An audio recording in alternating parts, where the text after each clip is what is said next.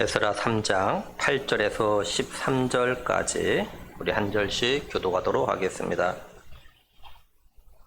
에스라 3장 8절 말씀 제가 먼저 읽겠습니다.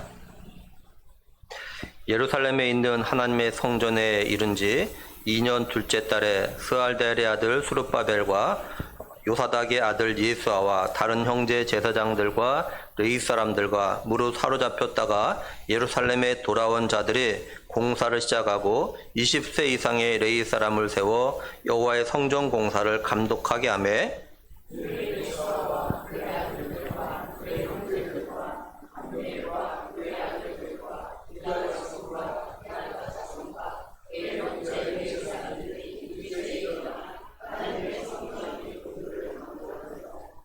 건축자가 여호와의 성전의 기초를 놓을 때 제사장들은 예복을 입고 나팔을 들고 아삽의 자손 레이의 사람들은 재금을 들고 서서 이스라엘 왕 다윗의 규례대로 여호와를 찬송하되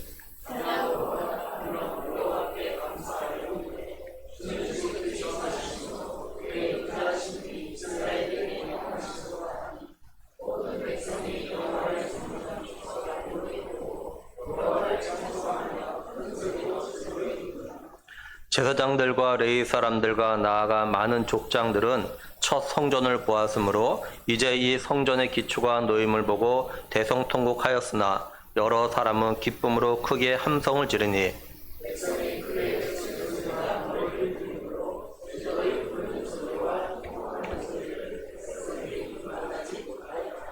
아멘.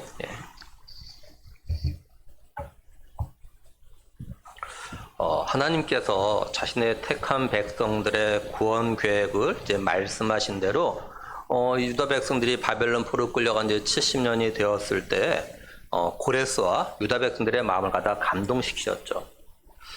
하나님의 감동하심에 따라서 예수아와 수룹바벨을 중심으로 해서 하나님의 감동하심에 믿음으로 반응한 4만여 명의 유다 백성들이 이제 바벨론에서 예루살렘으로 돌아왔습니다. 이들은 돌아와서 자신들이 이전에 살던 곳 또는 자신의 선조들이 살던 그 성읍으로 가서 이제 생활하다가 7개월 됐을 때 이제 예루살렘 일제 이들이 모였죠.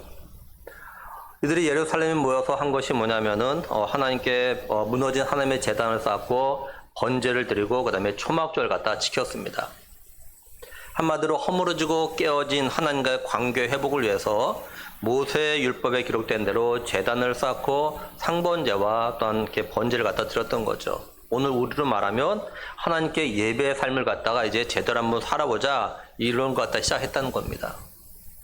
예수와 수룹바벨을 비롯해서 예루살렘에 1차로 돌아온 유다 백성들이 무엇보다도 하나님과의 관계 회복을 위해서 성전의 기초도 놓기 전에 번제부터 드렸던 거죠.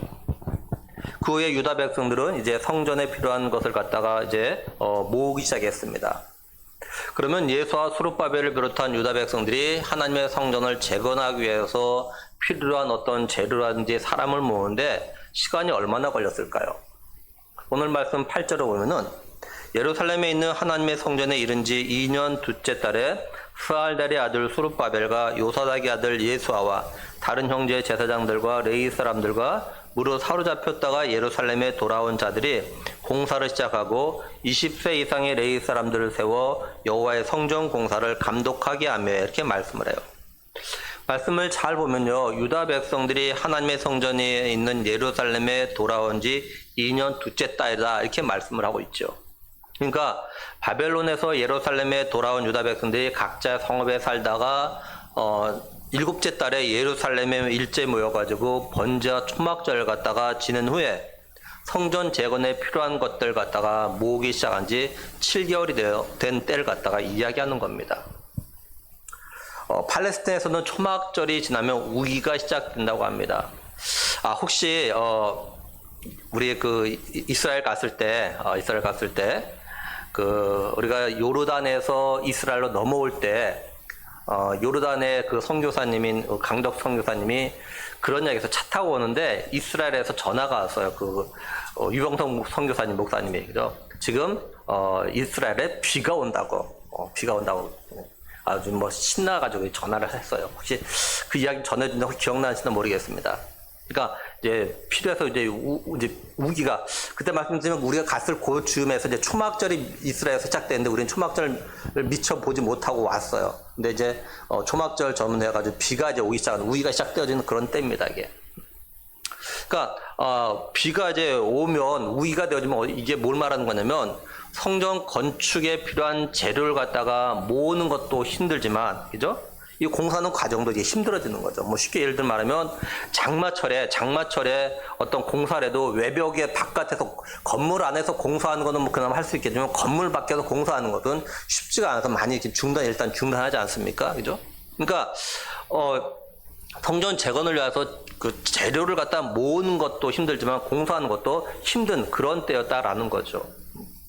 또 공사에 필요한 재료를 갖다 모으는데 예를 들면 7절에 보면 백향목을 갖다가 레바논에서부터 요파 해변까지 운반하는 이것도 쉬운 것이 아니죠. 또 요파 해변에서 예루살렘까지 옮기는 거, 예루살렘이 해발 780m 높이에 있습니다. 그러니까 날씨가 좋을 때도 그 계곡을 거쳐가지고 이렇게 해발 780m까지 옮긴다라는 것 자체가 힘든데, 막 비가 오고 이런 때 해발 780m까지 올린다라는 거, 이건 결코 쉬운 과정이 아니죠. 그렇죠? 그러니까 이런 과정을 거쳐서 그래도 어쨌든 간에 7개월에 걸쳐가지고 성전 재건에 필요한 재료를 갖다 모으기 시작했다라는 겁니다. 근데 여기서 한 가지 더 중요한 것이 있어요. 뭐냐면, 바벨론 느부갓네살이 유다를 갖다가 이렇게 멸망시킨데, 3번의 공격을 합니다. 3차례에 걸쳐서, 이제 그 바벨론의 느부갓네살 유다를 갖다 공격하는데, 제1차가 언제냐면, BC 605년입니다. 그리고 2차 침공은, BC 597년이고요. 3차 침공이 BC 586년이에요. 이 586년에 이제 유다가 완전히 망해가지고 바벨론 포로 끌려오죠. 이렇게 바벨론 포로로 끌려온 유다 백성들이 이제 예루살렘 하나님의 감동하심을 시작해가지고 예루살렘으로 돌아오는데도 3차에 걸쳐서 돌아옵니다. 1차는 BC 538년에 예수아와 수룹바벨을 중심으로 해가지고 돌아오죠. 2차는 BC 458년에 이제 그 에스라를 중심으로 해서 돌아옵니다. 제3차는 BC 444년에 느헤미야를 중심해서 이제 유다 백성들이 이렇게 돌아와요. 물론 다 돌아오지 않아요. 저는 말씀드렸지만 성경학자들은 바벨론에 그대로 유다 백성들이 뭐 100만 명 이상 그대로 있었다, 오지 않았다, 아무리 감동시켜도. 그러니까 그렇게 다 온 건 아니고 어쨌든 3차에 걸쳐서 돌아올 수 있는 그런 기회가 있어서 이제 돌아오게 됩니다. 지금 1차로 지금 BC 538년 돌아왔어요. 그죠? 그러고 나서 2년 둘째 달 됐다고 하는 거니까 지금 BC 536년에 성전 재건의 건축이 시작되었다라는 것 갖다 말하는 겁니다. 근데 성전 재건을 시작한 때가 언제냐면, 이제 제1차 침공인 BC 605년부터 해가지고 70년이 내내, 이제 성전 재건 공사가 시작하게 되어진 거예요. 70년 된 때. 하나님께 예레미야를 통해서 뭐라고 하셨었냐면, 예레미야 25장 11절에는 이 모든 땅이 폐허가 되어 놀랄 일이 될 것이며 이 민족들은 70년 동안 바벨론 왕을 섬기리라, 이렇게 말씀하셨어요. 그러니까 하나님께서 유다 백성들이 70년 동안 바벨론에 가서 섬기다가 다시 회복될 거라고 이렇게 말씀하신 이것이 이제 이루어지기 시작한 겁니다. 근데 우리가 계속 에스라가 살펴보겠지만 이렇게 성전 재건을 공사를 갖다 시작하다가 방해자들로 인해서 성전 재건이 중단되어집니다. 이렇게 중단되어졌다가 또 다시 이제 공사가 시작돼서 완공한 때가 언제냐면 BC 516년입니다. 유다가 완전하게 언제 폐망되었냐면 BC 586년에 폐망되어졌고, 성전 재건이 언제 완성되냐면 516년에 완성됐대요. 그러니까 70년이 걸린 겁니다. 이게 완전 폐망으로부터 성전이 완전히 건설된 까지가 70년이 걸려요. 70년. 그러니까 우리가 이걸 통해서 좀 기억할 것이 있는 뭐냐면, 유다가 바벨론 포로 생활 70년 후에 회복될 거라고 하셨던 하나님 말씀이 그대로 이루어진 것이 단순하게 유다 백성들이 바벨론에서 예루살렘에 돌아오는 것, 이것을 갖다 말한 것은 아니라라는 거예요. 하나님 말씀하신 70년대 회복, 다시 말해서 바벨론의 폐망으로 해서 잠자기 시작했던 유다의 역사가 다시 시작된 것은 70년 뒤에 하나님의 임재와 다스림을 상징하는 하나님의 성전의 재건의 시작과 완성으로 유다가 진정으로 포로에서 회복되고 자유를 시작하는 유다 역사가 다시 시작될 것 같다가 말씀하셨던 겁니다. 다시 말하면 70년 지나서 성전 재건의 시작과 완성이 되므로 허물어졌던 하나님의 관계의 회복이 다시 시작될 것 같다가 말씀하셨던 거예요.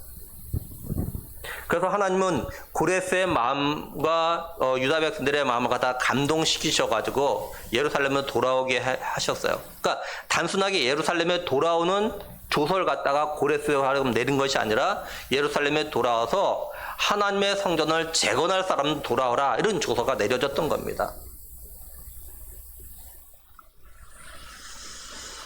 진정한 회복, 진정한 자유는 뭐냐면 단순하게 몸의 매임에서 자유를 누리는 것이 아니라 몸과 마음의 영혼, 다시 말해서 하나님과의 무너졌던 관계가 회복되는 거라라는 것을 갖다가 이제 생각해야 된다는 거죠.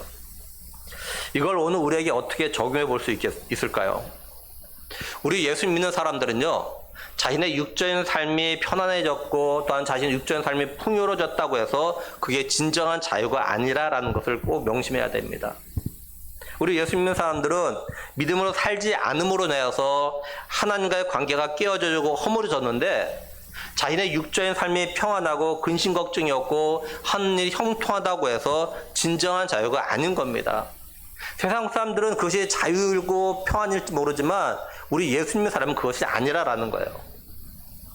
우리 예수 믿는 사람들은 하나님과의 관계가 정말로 제대로 바르게 회복될 때 진정한 자유가 시작되어지는 겁니다. 그러니 우리는 육적인 삶이 아무리 평안하고 형통해도 하나님과의 관계가 문제가 있다면 그건 진정한 자유가 평안이 아니라는 것을 갖다가 좀 명심을 해야 돼요. 근데 까닭 잘못하면 우리는 세상 사람들처럼 그냥 내 육적인 삶에 평안하고 문제가 없고 하는 잘 되면 그걸로 끝이라고 생각합니다. 그렇죠? 근데 그렇지 않아요. 그렇죠? 하나님과 관계에 문제가 있다면, 하나님 관계에서 뭔가 깨어지고 회복되지 않았다면 아무리 육적인 삶이 평안해도 그건 진정한 평안이 아닌 겁니다.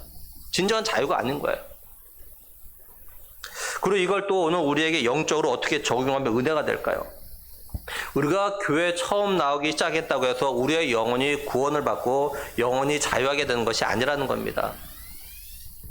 우리가 교회 나와서 예배를 드리고 말씀을 듣는 가운데서 정말로 우리의 구원자 되신 예수님을 갖다 만날 때, 또 진실로 자신이 죄와 죽음의 종이었는데 예수님께서 자신의 죄를 위해서 십자가에 피 흘려 죽으심으로 부활하셔서 자신의 죄의 문제를 갖다 해결하셨고, 그래서 자기가 자유하게 되었다는 것을 갖다 믿고 예수님을 갖다 영접할 때 우리의 영혼이 구원을 받고 직대 진짜 자유를 누리게 되어지는 것이에요. 예를 들어 말하면 우리의 몸이 편하다고 해서 마음까지 편안한 것은 아닐 때가 있지 않습니까? 그렇죠? 정말 참된 평안은 뭡니까? 우리의 몸과 마음이 편함을 누릴 때요. 문제가 없을 때죠. 근데 우리는 사실 때로 보면은 몸은 편한데 어떤 일로 인해서 마음이 편하지 않을 때가 있죠. 그렇죠? 그건 진짜 평안함이 있는 것이 아니에요. 진짜 자유함이 있는 것이 아니죠. 지난 화요일 날 우리 교회에서 이제 우리 경일로에 남부시찰 모였고, 이때 예배 시간에 설교하셨던 목사님이 계셔요. 이 목사님이 5년 전에 위암 수술하셨습니다. 위암의 그 수술하셨어요. 그러다가 이제 올해 7월에 이제 병원 가서 내시경으로 위와 대장을 다 검사했는데 아무 이상이 없는 거예요. 5년 동안. 그래서 의사로부터 이제 완치 판정을 갖다가 받았다는 이야기 하셔요. 이 목사님이 5년 전에 위암 수술 갖다가 해서 이제 깨끗해졌어요. 그렇지만 깨끗해졌지만 위암으로 수술에 깨끗해졌지만 그렇다고 완전히 자유함을 누린 거 아니에요. 암으로부터 자유함을 누린 건 아니었죠. 그래서 이 목사님이 5년 동안 이렇게 음식 조절하고 여러 가지가 잘 조절하셨어요. 보면은 모일 때도 보면은. 그래서 5년 후에 계속 매년 검사해가지고 5년이 되던데 검사하니까 완전히 이제 괜찮다.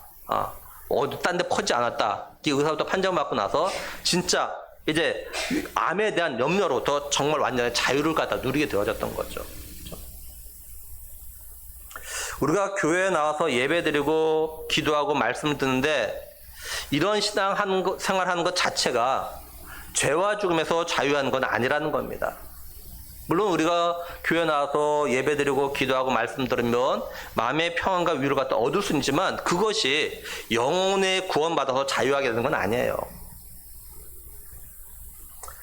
우리가 진실로 예수님 갖다 인격적으로 만나서 예수님 갖다 구원자로 믿을 때 죄와 죽음에서 자유하게 되는 거죠. 그 더 중요한 것은 우리가 진실로 예수님 갖다 자신의 구원자로 믿고 영접했다면, 다시 말해서 그 믿음이 진짜 믿음이라면 예수님이 오시는 그날까지 또는 우리가 죽을 때까지 그 믿음을 갖다 끝까지 지켜야 돼요. 우리의 진정한 자유는 이 믿음을 갖다 끝까지 지키고 예수님이 다시 오실 때 비로소 죄와 죽음에서 자유해서 천국에서 영원토록 살기 시작할 때, 그때가 진짜 완전한 자유를 갖다 누리게 되어지는 겁니다. 이제 유다 백성들은 성전 건축을 위한 재료를 갖다 준비하고 성전 건축을 이제 재건을 갖다 공사 시작합니다.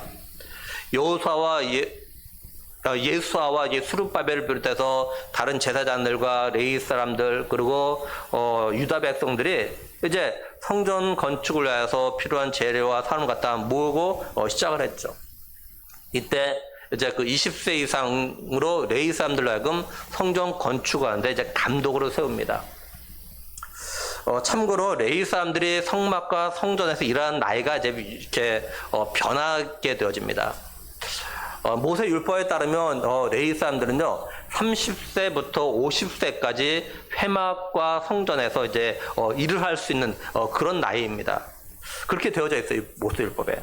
민수기 4장 3절 보면 제 30세 이상으로 50세까지 회막의 일을 하기 위하여 그 역사에 참가할 만한 모든 자를 계수하라, 이렇게 말씀을 해요. 그러니까 출애굽한 이스라엘 백성들이 광야 여정 가운데서 이제 회막에서 일할 때 레위인들은 30살부터 이제 일을 갖다 시작했습니다. 그러다가 이 나이가 또 바뀝니다. 민수기 8장 24절 25절 보면은 레위인들은 이같이 할지니 곧 25세 이상으로 회막에 들어가서 봉사하고 복무하고 봉사할 것이요 50세부터는 그 일을 쉬어 봉사하지 아니할 것이다, 이렇게 말씀을 해요. 모세가 후에 회막에서 봉사할 나이를 갖다가 이제 25세부터 50세로 이렇게 정합니다. 그러던 이걸 갖다가 이제 다윗이 20세로 또 나이를 갖다가 변경을 합니다. 역대상 23장 24절 보면 이는 다 레위 자손이니 그 조상의 가문을 따라 계수된 이름이 기록되고 여호와의 성전에서 섬긴 일 하는 20세 이상 된 우두머리들이라, 이렇게 말씀을 해요. 다시 이렇게 레위 사람들이 성전에서 일하는 나이를 갖다가 25에서 20로 바꾼 것은 광야 여정에서처럼 어떤 그 성막에 필요한 걸 갖다가 이제 들고 다니는 이유가 없어졌고, 또 이제 이스라엘 백성들의 숫자가 많이 늘어나니까 그만큼 또 성전 봉사할 수 있는 사람 레위인들이 더 많이 필요했기 때문에 20세로 나이를 갖다 낮춘 것으로 이제 추정을 하고 있습니다. 그리고 성전 재건 공사를 갖다 레위 사람들로 감독하게 한 것은 아무래도 레위 사람들이 이제 성전에서 일을 했기 때문에 성전의 많은 것들 갖다 누구보다 더 잘 알고, 비록 또 이렇게 바벨론 태어난 레위 사람들이라 할지라도 그래도 들은 것들이 있을 거니까 아무래도 일반 사람들보다는 성전에 관련된 걸 갖다가 관리하게 하는 것이 더 낫다라고 판단되어서 아마 레위 사람들로 하여금 성전 공사 재건의 감독으로 이렇게 세운 것으로 보여집니다. 그러니까 종교 지도자인 대제사장 예수아 그리고 정치 지도자라고 할 수 있는 다윗의 자손 수룹바벨이 이제 성전 재건에 필요한 것을 갖다 준비하고 또한 성전 공사를 갖다 관리할 사람으로 성전을 좀 더 잘 이해하고 관리할 수 있는 레위 사람으로 성전 감독을 세운 것처럼 세우는 어떤 이런 계획을 세우고 또 이 계획들을 진행한 것을 보게 되어집니다. 그렇죠? 그러니까 예수아와 수룹바벨이 자신들이 지도자라고 해서 자신들이 성전 건축하는 까지도 재건하는 까지도 감독하지 않았다라는 거죠. 이걸 오늘 우리에게 적용해서 말한다면 목사라고 해서 교회 모든 일 갖다가 다 지휘 감독할 수 있는 건 아니라라는 겁니다. 그것보다 더 잘할 수 있는 사람이 있다면 그걸 맡겨야 된다는 거죠. 이제 성전 건축하는 일꾼들이 레위 사람들의 감독하에 하나님의 성전의 기초를 갖다 놓았습니다. 다시 말하면 쉽게 말하면 성전 재건 건축에서 이제 기공식을 갖다 하는 겁니다. 하나님의 성전 기공식을 어떻게 하냐면 먼저 10절 보면 건축자가 여호와의 성전의 기초를 놓을 때 제사장들은 예복을 입고 나팔을 들고 아삽 자손 레위 사람들은 재금을 들고 서서 이스라엘 왕 다윗의 규례대로 여호와를 찬송하다 이렇게 말씀을 해요. 제사장들의 예복을 입고 나팔을 들고 각자가 서야 될 위치에 선 겁니다. 또 레위 사람들 아삽 자손들 레위 사람들은 재금을 들고 자신들이 서야 될 곳에 서가지고 이제 하나님 갖다 찬양을 해요. 그렇죠? 다윗의 정한 규례대로. 다윗이 그죠? 하나님의 궤를 갖다가 오벳 에돔의 집에서 이제 자신이 마련해온 다윗성 시온성에 안치된 곳에 이제 그 하나님의 궤를 갖다 옮기죠. 이 안치할 때 옮겨서 안치할 때 어떻게 했냐면 역대상 16장 4절에서 6절 보면 또 레위 사람들을 세워 하나님의 궤 앞에서 섬기며 이스라엘 하나님 여호와를 칭송하고 감사하며 찬양하게 하였으니 이 아삽의 우두머리요 다 그 다음은 스가랴요 여이엘과 스미라목과 여이엘과 마띠디아와 엘리압과 분하야와 오베드돔과 여이엘이라. 비파와 수금을 타고 아삽은 재금을 힘있게 치고 제사장 분하야와 야하시엘은 항상 하나님의 궤 앞에서 나팔을 부니라 이렇게 말씀을 해요. 다윗이 세운 이런 규례에 따라서 솔로몬도 하나님의 성전을 건축하고 시온 성에 있는 하나님의 궤를 갖다가 하나님 예루살렘의 하나님의 성전으로 이제 옮겨서 이제 안치합니다. 이때 어떻게 하냐면 역대하 5장 12, 13절 보면 노래하는 레위 사람 아삭과 헤만과 여두둔과 그의 아들들과 형제들이 다 세마포를 입고 제단 동쪽에 서서 재금과 비파와 수금을 잡고 또 나팔 부는 제사장 120명이 함께 서 있다가 나팔 부는 자와 노래하는 자들이 일제히 소리내어 여호와를 찬송하며 감사하는데 나팔을 불고 재금치고 모든 악기를 울리며 소리를 높여 여호와를 찬송하여 이르되 선하시도다 그의 자비하심이 영원히 있도다 하며 그때 여호와의 전에 구름이 가득한지라 이렇게 말씀을 해요. 그러니까 바벨론에서 사로잡혔다가 예루살렘에 돌아온 사람들이 하나님의 성전을 재건하는 예수와 수룹바벨을 중심으로 한 제사장과 레위 사람들이 그리고 유다 백성들이 이제 성전 기초를 놓고 기공식을 하고 있어요. 근데 이것이 그냥 하는 것이 아니라 말씀된 대로 다윗의 규례에 따라 했다라고 이렇게 이야기하죠. 이걸 통해서 우리가 좀 두 가지를 갖다 생각할 수가 있습니다. 첫째 뭐냐면 말씀드린 대로 다윗의 정한 규례대로 하나님을 갖다 찬양했다는 거죠. 이 말은 자신의 기분이나 자신의 감정대로 아무렇게나 또 자신의 편리대로 하지 않았다라는 것을 갖다 말합니다. 우린 이걸 통해서 우리가 하나님을 갖다 찬양할 때, 다른 말로 우리가 찬송을 부를 때 그 중심은 우리 자신들이 아니라 하나님 중심이어야 한다는 것을 갖다가 알아야 합니다. 우리가 예배가 하나님 중심이듯이 우리가 하나님을 찬양하는 것도 하나님 중심이 돼야 돼요. 우리가 드리는 찬양과 찬송이 하나님이 기쁘시게 받으시도록 또 하나님이 영광이 드러나도록 해야 한다라는 겁니다. 우리가 찬송하고 찬양을 부를 때 장난하듯이 또는 대충 적당하게 하는 것이 아니라 정말로 마음을 다해서 하나님을 찬양을 해야 한다라는 것이에요. 둘째는 레위 사람들이 가지고 있는 악기가 재금 하나밖에 없었다라는 겁니다. 구약 시대에 오늘 이렇게 다윗의 규례에 이렇게 나왔던 그 악기들이 있죠. 비파와 수금과 재금이 있습니다. 구약 시대 악기가 비파, 수금. 수금은 수금이라고 있는데 하프라고 좀 알려져 있어. 하프. 근데 좀 이렇게 제가 찾아보니까 하프하고 약간 다르는데 일반적으로 그냥 수금을 갖다 하프라고 생각하고 있는 것 같습니다. 그다음에 재금은 저렇게 생긴데 쉽게 말하면 이렇게 오늘날 보는 그 심벌지라는 것과 좀 유사합니다. 비슷한 말이다. 그래서 심벌지를 갖다 재금이라고 이렇게 생각을 하고 있어요. 그러니까 솔로몬 때는 다윗과 솔로몬 때는 저렇게 레위 사람들이 비파 수금과 재금을 이렇게 이용해가지고 하나님을 찬양을 했는데 지금 바벨론 돌아온 이 레위인들에게는 뭐만 하면 재금밖에 없다는 거예요. 재금밖에. 이게 뭘 말하냐면 지금 바벨론에서 예루살렘에 돌아온 유다 백성들의 상황이 그리 좋지 않다라는 것을 갖다 이제 이야기하는 거죠. 그럼에도 이들은 자신에게 주어진 여건 속에서 최선을 다해서 하나님을 찬양하려고 했다 이 말입니다. 이게 이걸 오늘 우리에게 어떻게 적용하면 믿음의 삶에 유익하게 할까요? 우리가 하나님의 영광을 위해서 살아가려고 하는 것, 또 우리가 믿음으로 살아가려고 하는 건 우리의 삶의 여건이 꼭 좋아야만 하는 것은 아니라라는 것이에요. 비록 우리의 육적인 삶이 많이 어렵고 힘들어도 또 우리가 어떤 믿음이 좋은 사람처럼 믿음의 삶을 살지 못해도 내가 할 수 있는 선에서 최선을 다해서 믿음의 삶을 살려고 노력을 해야 한다라는 겁니다. 사실 우리도 일상의 삶 가운데서 어떤 사람이 여러 가지 안 좋은 상황 가운데 여건 가운데 있지만 그래도 열심히 해보려고 노력하는 사람이 있다면 그런 사람들이 참 멋있다고 말하고 또한 존경하죠. 때로는 이런 사람 갖다 우리가 응원하지 않습니까? 그렇죠?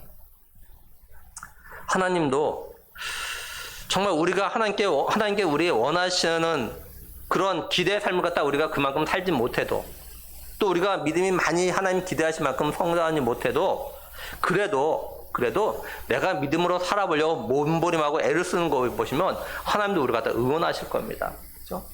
우리가 아주 잘해서만 좋아하시는 거냐? 그래도 우리가 해보려고 하는 거 하나님 응원해요. 그래 잘하고 있다. 그렇게 응원하시는 거죠. 그렇죠? 그러니 우리가 좀 믿음의 삶을 좀 이렇게 살았으면 정말 좋겠어요. 응? 우리가 하나님이 기대하실 만큼 완벽하지 못하지만 그래도 해보려고 하는 거. 그렇죠? 이런 삶을 좀 살았으면 좋겠습니다. 이렇게 제사장들과 레위 사람들이 다윗의 규례대로 하나님 갖다 찬양하자 그 외 사람들은 어떻게 합니까? 11절 보면 찬양으로 화답하며 여호와께 감사하여 이르되 주는 지극히 선하심으로 그 인자하심이 이스라엘에게 영원하시도 하니 모든 백성이 여호와의 성전 기초가 놓임을 보고 여호와를 찬송하며 큰 소리로 즐거이 부르며 이렇게 말씀을 해요.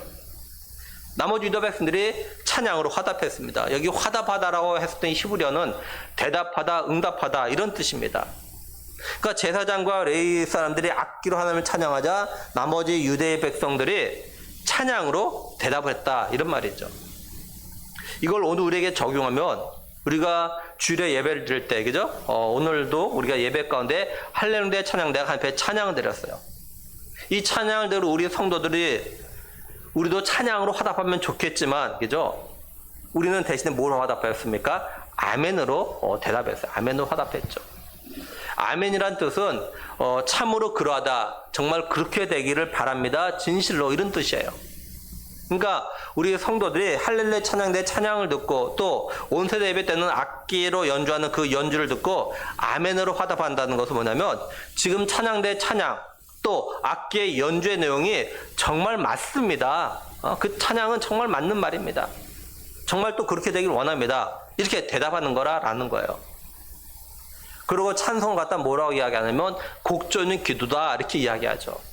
그러니까 찬양대가 또는 악기로 연주하신 분이 찬양과 악기를 가지고 하나님께 곡조의 기도를 갖다 올려드린 겁니다. 곡조 있는 기도를.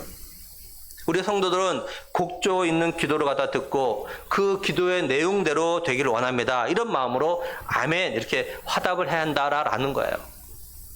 그러니까 우리 앞으로 할렐루야 찬양대나 찬양대 찬양하고 또 악기와 하나님께 영광 넣을 때 좀 큰 소리로 아멘이라고 꼭 이렇게 화답했으면 정말 좋겠습니다. 그죠? 아멘이라고. 응? 그럼 유다 백성들이 어떻게 그리고 또 뭐라고 화답합니까? 이들은 여호와께 감사하여 이르되 주는 지극히 선하심으로 그 인자하심이 이스라엘에 영원하시도다 이렇게 화답을 했어요. 말씀을 잘 보면 유다 백성들은 먼저 하나님께 감사로 화답해서 감사합니다. 감사. 그 다음에 지극히 선하심으로 그 인자하심이 이스라엘에게 영원하시도다 이렇게 화답했어요. 다윗이 하나님의 궤를 갖다가 오베드돔의 집에서 자기가 마련한 다윗성 시온성 그 장막에 안치한 다음에 하나님께 번제 화목제를 드렸어요. 그러고 나서 하나님을 찬양하는데 그 찬양 가운데 뭐라고 했냐면 역대상 16장 34절에는 여호와께 감사하라 그는 선하시며 그 인자하심이 영원하미로다 이렇게 말해요. 또 솔로몬이 하나님의 성전을 갖다가 완성하고 봉헌하면서 하나님을 찬양하는데 뭐라고 했냐면 역대 5장 13절에는 나팔 부는 자와 노래하는 자들 일제히 소리를 내어 여호와께 찬송하며 감사한데 나팔 불고 재금치고 모든 악기를 울리며 소리 높여 여호와를 찬송하여 이르되 선하시도다 그 자비하심이 영원히 있도다 하며 이렇게 말씀을 해요. 그러니까 바벨론에서 포로 생활하다가 예루살렘에 돌아와가지고 성전 재건을 와서 기초를 놓은 그죠? 이 사람들이 찬양하는데 다윗이 하나님의 궤를 갖다가 오베데돔에서 자기가 마련한 다윗성에 안치했을 때 했던 그 찬양, 또 솔로몬이 하나님의 성전을 갖다가 봉헌하면서 했던 그 찬양의 그 가사로 화답했다는 거예요. 그렇죠? 그러면 하나님을 찬양하는 가사가 똑같아요. 다윗이 하나님의 궤를 갖다가 다윗성에 안치했을 때, 또 솔로몬이 하나님의 성전을 갖다가 건축하고 봉헌하며 드렸을 때, 그리고 바벨론에서 예루살렘에 돌아와서 성전 재건을 위해서 기초를 놓고 하나님을 찬양할 때 했던 그 가사의 내용이 다 똑같아요, 거의. 그러면 이 셋 중에서 누가 더 하나님께 감사하며 감격적으로 찬양했을까요? 물론 모르는데 추측은 해볼 수 있죠. 먼저 솔로몬도 정말로 감사, 감격을 하나님을 갖다 찬양했을 겁니다. 그렇죠? 근데 솔로몬보다는 다윗이 더 감사, 감격으로 찬양했을 거예요.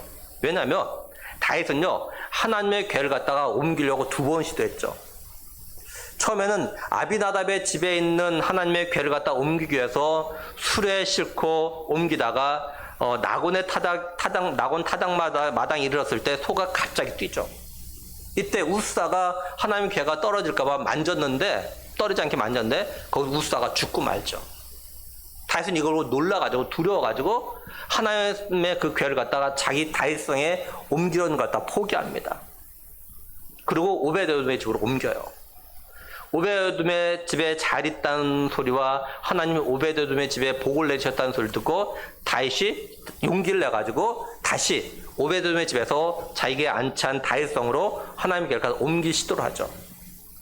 근데 아무 사고 없이 그 궤가 자기가 마련한 다윗성 안칠 곳에 옮기게 되어져요. 그니 얼마나 기쁘겠습니까? 처음에는 옮기다가 죽은 것을 봐서 두려웠는데 두 번째 아무 사고 없이 옮겨졌으니까 하나님을 찬양할 때 정말 기쁨으로 찬양했겠죠. 그리고 다윗보다는 지금 바벨론 70년 동안 포로 생활을 하다가 예루살렘에 돌아온 유다 백성들이, 그죠? 하나님의 성전을 재건하면서 그 은혜에 대해서 찬양할 때 더 감격스러웠을 거예요. 그죠? 이들은 자신이 바벨론에서 삶을 갖다 마감할 줄 알았을 겁니다. 근데 다시 고국 예루살렘에 돌아왔고, 또 성전을 갖다 다시 세울 수 있게 된 걸 생각하니까 하나님께 찬양할 때 얼마나 더 감사가 되고 감격스럽겠습니까? 그죠? 그럼 이렇게 예루살렘에 돌아와서 하나님의 성전에 기초를 놓고 기공식을 하는 유다 백성들 가운데서 어떤 사람들이 또 더 기뻐하고 즐거워했을까요? 12절 보면은 제사장들과 레위 사람들과 나이 많은 족장들은 첫 성전을 보았으므로 이제 이 성전의 기초가 놓임을 보고 대성통곡하였으나 여러 사람은 기쁨으로 크게 함성을 지르니, 이렇게 말씀을 해요. 지난 화요일 날 우리 교회에서 시찰했다고 말씀드렸습니다. 우리 남부 시찰에 소속된 목사님들이 오셔가지고 다 축하해주며 교회가 너무 좋다라고 하시는 거예요. 이 목사님들이 이렇게 말씀하신 이유는 뭐냐면, 우리 교회가 노량진에 있을 때 교회를 갖다가 봤기 때문에 그래요. 노량진의 교회 건물과 위치와 주차장을 봤기 때문에 그거와 지금 여기 와 보니까 그냥 저절로 비교가 되는 것이에요. 저절로 비교가 되니까 거기보다 너무 좋은 거죠. 거기보다는. 그렇죠? 그래서 너무 좋다고 축하한다고 막 이렇게 말씀하셨던 거예요. 우리 교회는 이전보다 이전 후에 더 좋은 건물이어서 이전 교회 건물을 보신 분들은 모두 다 같이 기뻐해 주셨던 겁니다. 반면에 당시 예루살렘 성전이 허물어지기 전, 바벨론의 포로로 끌려가기 전, 솔로몬이 세운 성전을 봤던 나이가 많은 제사장들과 레위 사람들과 족장들은 다시 성전의 기초를 갖다가 놓는 걸 보고 대성통곡했죠. 이들은 자신들이 다시 고국에 돌아올 거라는 아마 상상도 하지 못했을 거예요. 다시 말해서 비록 자신들이 하나님께서 예레미야를 통해서 70년 뒤에 예루살렘으로 다시 돌아가겠다는 걸 믿었지만, 자신들이 그때까지 살아서 다시 고국에 돌아와서 성전의 재건을 할 수 있는 이런 기회가 자신들이 주어질 거라고 생각하지 못했는데, 그죠? 이렇게 살아와서 성전 재건할 수 있도록 기초를 놓는 거니까 얼마나 감격스럽고 기뻤겠어요. 그래서 대성통곡하는 거예요. 바벨론에서 같이 예루살렘에 돌아온 젊은 사람들, 다시 말해서 바벨론에서 태어나가지고 자신의 부모, 조부가 살았던 자신의 나라에 돌아온 유다 백성들도 너무 기뻐가지고 함성을 지르는 걸 보면은 첫 성전을 보았던 나이 많은 제사장과 레위 사람들, 족장들은 더 말할 수 없이 기뻤겠죠. 그죠? 물론 이들의 대성통곡에는 슬픔도 있습니다. 왜냐하면 이전의 성전에 비하면 지금 세우는 성전은 보잘것없고 너무 작기 때문에 그런 거죠. 학계 2장 3절 보면 너희 가운데 남아있는 자 중에서 이 성전의 이전 영광을 본 자가 누구냐? 이제 이것이 너희에게 어떻게 보였냐? 이것이 너희 눈에 보잘것없지 아니하냐? 이렇게 말씀을 해요. 세 번역을 보면 너희 남은 사람들 가운데 그 옛날 찬란했던 그 성전을 본 사람이 있느냐?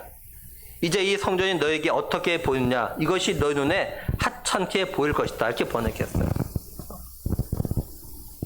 그래도 나이가 든 제사장들과 레위 사람들, 족장들은 성전 기초를 세우고 누구보다도 기뻐하고 감사하며 감격했던 거죠. 쉽게 예를 들면 우리 교회가 상도동에 있다가 24년 전에 노량진으로 옮겼습니다. 그러고 나서 지난 6월 4일 날 다시 상도동 이곳으로 이전해서 우리가 지금 예배를 드리고 있어요. 지금 상도동에 살고 계신 우리의 성도들은 24년 전처럼 걸어서 교회에 와서 예배를 드리게 되었을 때, 그죠? 저보다 아마 더 기뻐했을 것 같아요. 저보다. 아마 상도동에 살고 계신 우리 성도들 가운데는 우리 교회가 노량진에서 상도동으로 다시 옮길 거라고, 이전할 거는 아마 거의 생각하지 못했을 겁니다. 또 생각도 하지 않았을 것 같아요, 저 볼 때는. 근데 갑자기 우리 교회가 상도동으로 다시 이전해서 걸어서 이 예배당에 예배드리러 올 수 있다는 것이 정말 감사한 마음이 아마 들었을 거라고 저는 생각합니다. 그렇죠? 그리고 우리는 이전 교회보다 여러모로 좋은 곳으로 이전했으니 더 기쁘고 감사하죠. 바벨론에서 예루살렘으로 돌아와서 성전 재건을 해서 성전 기초를 놓은 유다 백성들은 말할 수 없이 기뻤어요. 그래서 13절 보면 백성이 크게 외치는 소리가 멀리 들리므로 즐거이 부르는 소리와 통곡하는 소리를 백성들이 분간하지 못하였더라 이렇게 말씀을 해요. 그러니까 너무 기뻐서 지르는 소리와 지난날의 아픔과 회복으로 인해서 기쁨과 슬픔에 우는 소리가 너무 커서 너무 섞여가지고 멀리서 또한 들릴 정도였다는 거죠. 이제 말씀을 정리하면 바벨론에서 예루살렘으로 돌아온 유다 백성들은 7개월가량 성전 재건을 해서 재료를 갖다가 준비했고 레위 사람으로 하여금 성전 건축하는데 감독으로 세웠습니다. 이들이 예루살렘에 돌아온 지 2년 둘째 달에 성전 재건을 해서 이제 기초를 놓았어요. 제사장들은 예복을 입고 나팔을 들고 아삽 자손 레위 사람들은 재금을 들고 하나님 갖다 찬양했습니다. 그리고 다윗의 규례대로 하나님을 찬양하자 유다 백성들이 화답하며 하나님을 갖다 찬양했어요. 하나님의 성전 기초가 놓인 걸 본 나이 많은 제사장들과 레위 사람들과 족장들은 대성통곡을 했습니다. 왜냐하면 이전 성전, 그러니까 자신들이 바벨론에 패망하기 전에, 바벨론 포로로 끌려오기 전에 그렇게 웅장하고 화려했던 솔로몬의 성전이 생각나서 그런 겁니다. 그렇다고 해서 대성통곡에는 슬픔만 있는 것이 아니라 기쁨의 눈물도 함께 있어요. 이걸 다른 말로 하면 성전 기초를 놓음으로 인해서 하나님과의 관계 회복이 시작된 것에 대한 기쁨, 그리고 지난날 하나님과의 관계가 깨어졌을 때에 대한 어떤 회개의 슬픔이라고 할 수 있습니다. 그러나 성전 재건을 위한 기초를 놓음으로 하나님과의 관계가 새롭게 시작됐고 유다 역사가 새롭게 시작됨에 대한 기쁨과 즐거움이 있었기에 기쁨으로 크게 함성을 갖다 질렀던 거죠. 오늘 우리는 깨어졌던 또 허물어졌던 하나님과의 관계가 새롭게 회복되어지면 우리도 기쁘지만 하늘에 계신 하나님 아버지가 더 기뻐하신다는 것을 갖다가 꼭 기억을 해야 합니다. 하나님은 죄인 한 명이 돌아와서 하나님과의 관계가 회복되고 새롭게 시작되어지면 천국에 있는 이미 하나님과의 관계가 회복되고 하나님과 더불어 살아가고 있는 의인 99명으로 인해서 기쁜 것보다 더 기뻐하십니다. 그러니 우리 자신을 갖다 다시 한번 돌아봤으면 좋겠습니다. 지금 나와 하나님과의 관계는 어떤가? 하나님과의 관계가 좀 좋은가? 아니면 관계를 회복해야 될 것이 있는, 예를 들면 하나님께 예배하는 삶의 회복, 하나님께 기도하는 삶의 회복, 하나님 말씀을 읽고 묵상하는 삶의 회복, 하나님 나라를 위해서 해야 되는 봉사의 회복, 전도 회복, 그리고 하나님께 드려야 되는 헌금 회복 등 아직 회복되지 못한 건 없나? 그리고 이런 하나님과의 관계 회복을 위해서 나는 지금 기초를 놓았는가? 우리가 사람과의 관계에서도 문제가 있고 깨어지고 허물어졌다가 다시 회복되면 기쁨이 있듯이 하나님과의 관계 회복이 시작되면 우리의 믿음의 삶에 기쁨과 감사가 있습니다. 바라기는 하나님과의 관계를 갖다 다시 한번 돌아보고 하나님과의 관계 회복을 위한 기초를 놓고 하나님과의 관계가 더욱 좋아지도록 우리 자신들이 해야 되는 믿음의 삶을 갖다가 최선을 다해서 살아갈 수 있는 우리가 되길 정말 원합니다. 그래서 하나님을 갖다 기쁘시게 해가지고 하나님 주신 영육 간에 가장 좋은 것 갖다가 누리는 우리의 삶을 살다가 천국에서 모두 만나는 우리 모두가 되기를, 우리에게 천하보다도 귀한 정말 가장 좋은 영생을 주시기 위해서 십자에서 죽으시고 부활하시고 하나님 나라 가셨다가 다시 오실 우리의 유일한 구원자 예수 그리스도의 이름으로 간절히 축원합니다. 우리 함께 기도하겠습니다. 하나님 고맙고 감사합니다. 하나님과 관계가 깨어졌던 죄와 허물로 죽었던 우리를 하나님과 관계를 회복시키기 위하여서 예수님 이 땅에 보내셨고 그 예수님이 십자가에 못 박혀 피 흘려 죽으심으로 원수였고 죄인이었던 우리와 하나님과의 관계가 회복되어지고 화목하게 하심에 대해서 다시 한번 감사함을 드립니다. 하나님 아버지, 간절히 바라는 것은 하나님께서 예수님을 통해서 관계를 갖다 회복시켰던 이 관계가 지금도 우리가 제대로 된 관계 회복이 되어진 상태로 살아가고 있는지, 아니면 우리의 죄와 허물로 인해서 이 관계가 깨어지고 허물어진 그런 모습으로 지금 살아가고 있는지 다시 한번 우리의 모습을 돌아볼 수 있기를 원합니다. 하나님께서 예수님을 통해서 회복시킨 이 관계가 혹시 허물어지거나 깨어진 사람이 있다면 자신의 삶을 돌아보고 다시 하나님 아버지 관계 회복을 위하여서 예수님을 갖다 온전히 믿게 하시고 영접하게 하시고, 또 아버지 하나님의 관계 회복을 위하여서 우리가 제대로 된 믿음의 삶을 살아야 될 부분들, 믿음의 삶을 제대로 살아갈 수 있는 우리가 되게 하셔서 하나님과 관계가 회복되어진 기쁨이 있게 하시고, 또한 내가 하나님과의 관계 회복을 위해서 몸부림하는 것을 하나님께 보시고 더 기뻐하실 것을 바라보면서 우리의 남은 삶 하나님 더욱더 믿음으로 제대로 살아가는 우리에게 모든 믿음의 식구들 될 수 있도록 은혜 베푸실 간절히 원하옵고 우리 주 예수 그리스도의 이름으로 기도드리옵나이다. 아멘. 우리 찬송가 400